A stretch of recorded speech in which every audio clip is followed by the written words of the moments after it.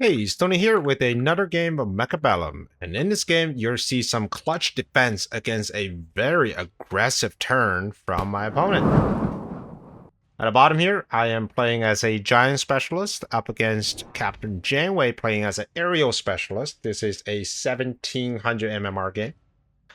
I started off with the tarantulas as well as the fangs. I am a big fan of this setup, especially running against sledgehammers. I think the tarantulas are just vastly superior against sledgehammers, both in terms of chaff clear, but also in terms of just how tanky they are. Now, knowing that my opponent is an aerial spec, I wanted to make sure that I am not caught with my pants down in the very first round. So instead of having most of my fans up front to do the tanking, I decided to put 2 squads of my fans just behind the tower in case my opponent does decide to go with something like a wasp. And the reason I can do that is just because how much HP tarantulas have. They have 16,000 HP, and for a round 1 unit, that's huge. This tarantula here is able to tank for days. I don't think it's going to clear out all this chaff, but that's not a problem because the tanks from my opponent is not likely going to kill both of my tarantulas. And it's a good thing that he didn't go for a squad of wasp on turn 1, so I don't have to worry about that either.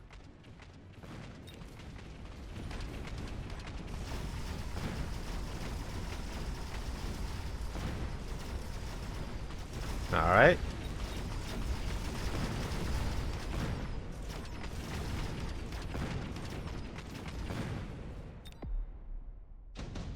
Pretty good round for me. Let's see what do we have in store for round 2. We got a few air units that's here. I think lots of these cards are pretty good. Phoenix is not bad.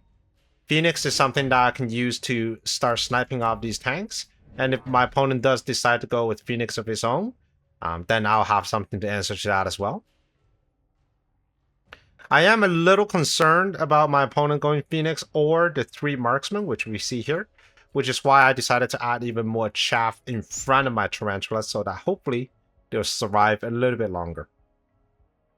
With my phoenixes, instead of going standard, I wanted to try if I can go with the flank.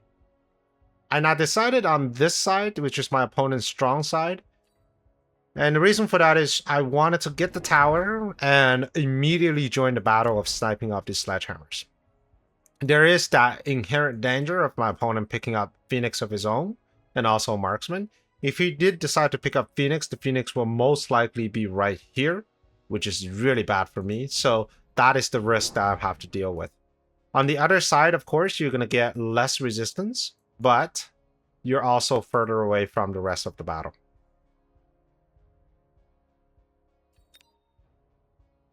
All right, my opponent did add up the marksman, added an additional marksman, and also an additional sledgehammer. I think I'm still going to win the fight between the sledgehammers and the tarantula, but I'm not 100% sure that I will win with the marksman now in play. And it really all comes down to the Phoenix snipe. And that is happening right about now. Perfect. Before too many of my tarantulas actually go down. And this is really good for me. Alright, so we got Tarantula here. Might be able to take down 1, not 2 marksmen on his own, but I did get this round. Alright, round 3. Let's take a look at the units. Lots of interesting reinforcements. Improved firepower control is interesting. So what I noticed is that my opponent is starting to build a bit of a sledgehammer line. And I wanted to try a hacker tarantula combo. I've seen Clint Leewood, my buddy. He's done it a couple of times when we're playing 2v2s. And it made a lot of sense, right? So you got your tarantulas, which serves the role of a tanky unit, but also as chaff clear. Once the chaff is cleared, then I will have something to take care of the larger units in the form of hackers. My opponent decided to add 2 squads of Mustangs to directly answer my Phoenix, but little does he know, I've already sold him in favor of this Tarantula hacker comp. And the first round is not going too well for me. I think it's just the lack of chap clear. My tarantulas were getting sniped a lot sooner than they were able to finish the clearing out the chap, which leaves my hacker just hacking crawlers and single mustangs, which is not really where you want to spend your hacker energy at. But just look how tanky this level 2 tarantula is. It's still going around. I mean, even with debuff, is doing a lot of damage.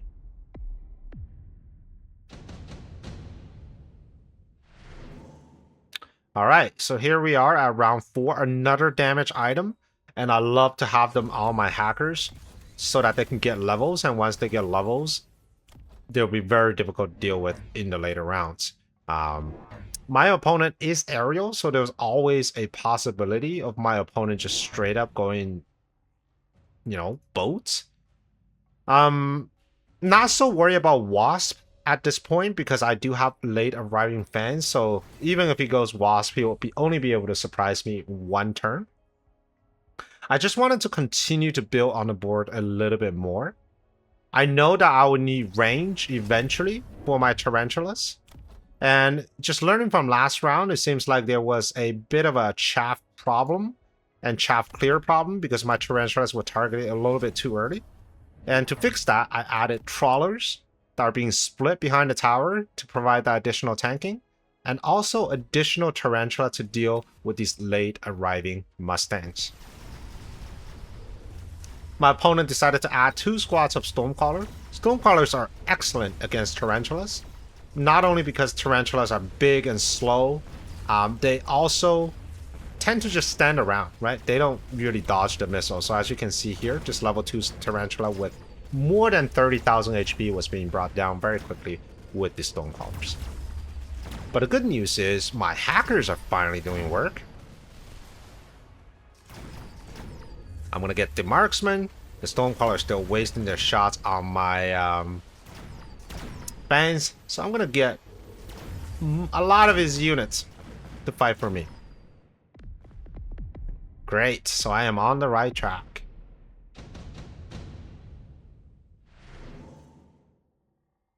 Alright, unit drop again. Wraith is gonna be pretty deadly for me, for my opponent, because I don't have a lot of anti-air.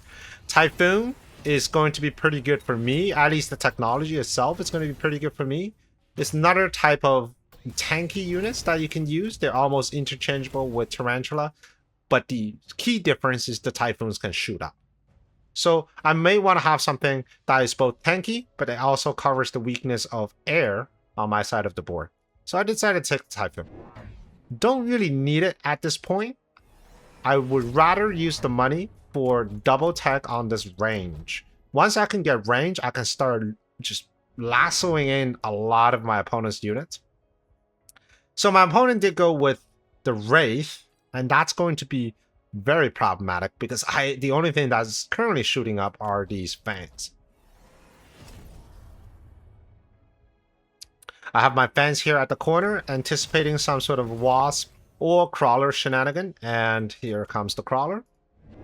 I would have put in another on this side as well, but with range on the tarantulas, I was feeling pretty confident.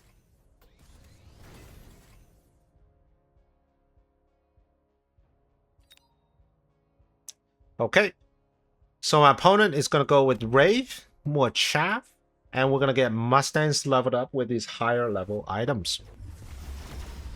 Alright, now let's see the damage we can do with ranged everything. Hackers are already on target. We're getting down these level 2 sledgehammers. With range, these tarantulas are having such a better time dealing with these Mustangs. Now, of course, there's no answer to this Wraith, but then again, this Wraith aren't dealing a lot of damage to my Tarantula, being such a beefy unit. Now my hackers are moving forward. Can I get a marksman? If I can get a marksman, that would have been huge. And here's the marksman, and perfect timing on a tower debuff. And that just means this marksman is going to help me clear out this level 3 Wraith. That was an extremely lucky tower debuff right now.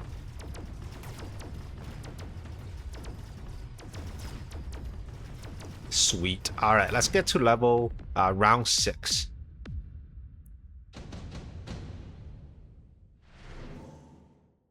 Mass-produced Overlord is interesting. Shield drop is also interesting. I was a little worried about the Iron Blast or Nuke because I have a lot of units here. So I wanted to have something to protect against those. I did end up taking the Shield, and my opponent took the mass-produced Overlord. And here's where the tempo for my opponent's board really comes in.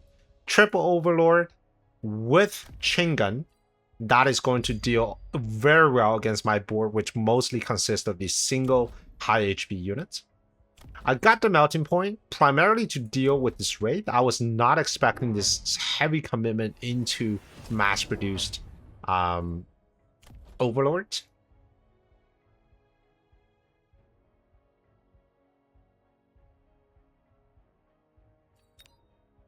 And with Chain Gun, they're very good against Melting Point as well.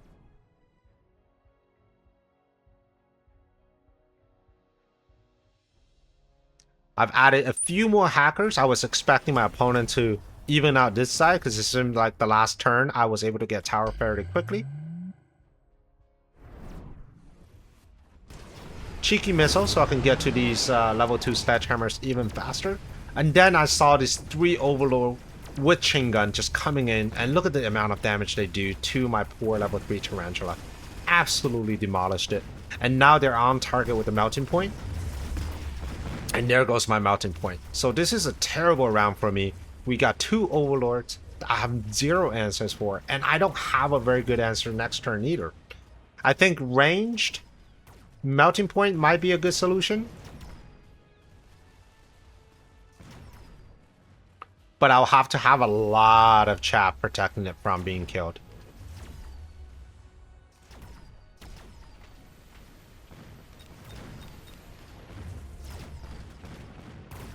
Alright. So these 2 Overlords are just going to be here, and they're going to clear up pretty much everything. I do have a single saving grace in the pack of these fans. I wonder if I can clear out at least one of these Overlords so I can save myself 100 damage in HP. And yes, I can. Perfect.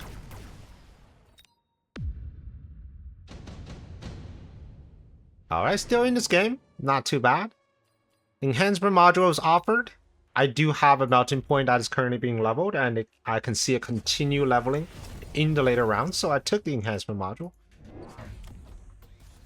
It's only extra 50 supplies, right? So the module is 200 plus 50. When you have to upgrade a giant, you have to spend 200, so it's not a really terrible deal. I added another Melting Point with additional chaff, expecting him to continue to pile on with the Overlords.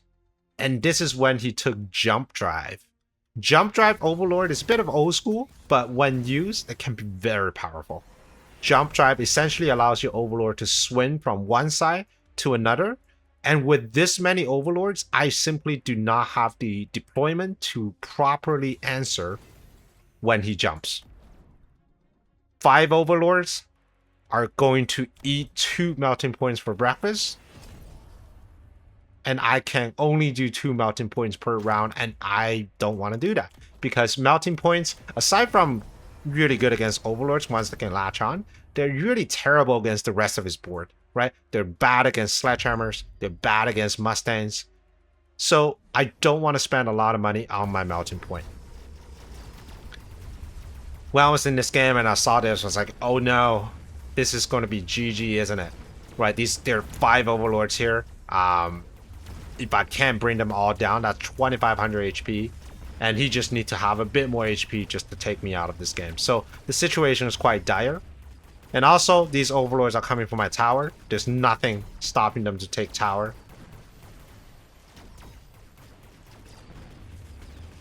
Now, fortunately, my opponent did decide to go all the way to my other tower instead of just letting the Overlords roam free. So that gave me a precious few seconds just to clear out the rest of his army. But it doesn't matter. These Overlords are just going to use this Chain Gun to get to my Melting Point, and that's going to be a huge round for my opponent.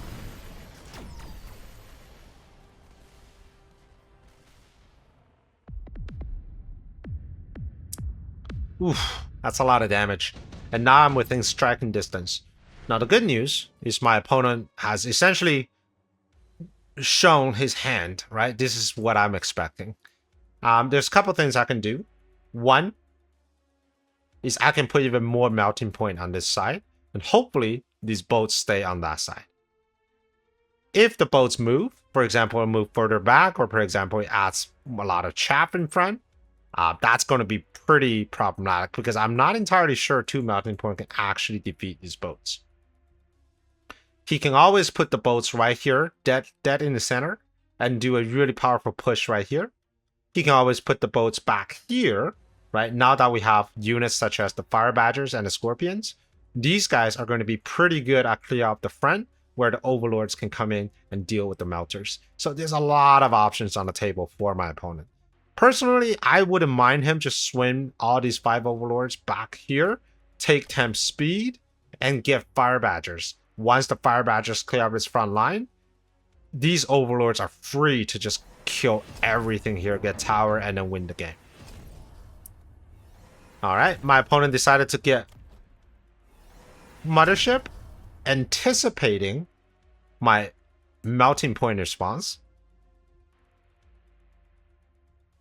And I was well aware of that. I didn't want to have a melting point response. I didn't want it to be inflexible. I wanted to something that can protect all the angles. So my unit of choice is going to be Airspec Wasps. Airspec Wasps deal a surprising amount of damage to units like Overlords, especially if they're tied up with Chaff Clear. And because I don't know where these Overlords are going to be, I can't just put them all in one side. But the good thing about Airspec Wasp is they move fairly quickly. So even if I wasn't able to get that one side, as long as I can get the other side, I can always swim back, right? On a one-on-one with a bit of chaff in front, these level 2 Wasps can make short work of these Overlords. And that's what I did. And then I look at the board and I said, you know what? If I'm going Airspec Wasp, I don't really need this melting point anymore. On the ground, for any sort of giants, I have hackers, and they're going to do amazing. For the air, the only thing that I'm really scared of is this level 3 Wraith. So I'm going to have one melting point. I'm going to sell the other one with the enhancement module, give the enhancement module to the tarantula to get a free upgrade, and then put down 3 squads of level 2 Wasp with one slightly forward, anticipating sort of a central Overlord push. Alright, lots of chaff being put down, and both of my Wasps are now engaging on this side. And as you can see, even with level 2 Overlords, these Wasps are doing decent damage. Alright, fortunately I got the Scorpion, so that's going to distract this Overlord for quite some time. And on the other side, it was a landslide of a victory. I was able to get tower, and these 2 Overlords are just stuck. Now imagine if I got 2 melting points here, this game would have turned out very differently. So I got very lucky with the last minute decision making. So I hope you enjoyed this game, and I will see you on the next one. Prepare your tactics, Mechabellum's calling. Deploy your fortress, the battlefield's alive with swarms.